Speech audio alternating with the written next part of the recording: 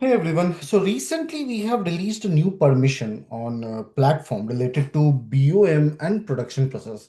So now this particular permission is related to the cancellation and deletion of BOM and production process. Earlier it was not separate, but now we have made it separate from where you can go ahead and check it and set it up. So you need to go to settings module. So I will quickly just go to settings module here. I have already opened it in another page. So this is my settings module, and then you need to go to Teams.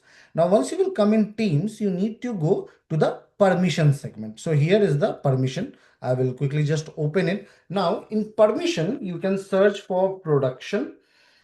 Now, once you will come in production, please check. Can you see here are a few of the permission on BOM level and process level, which is added. If you hover on I option, it's add bill of material, then edit bill of material and delete bill of material. Similarly, in production process, so here it is item for issue item, create edit production process and cancel revert production process. So I hope that this particular permission will help you in defining the role of the team, and this video will be helpful in setting up the permission. Have a good day ahead.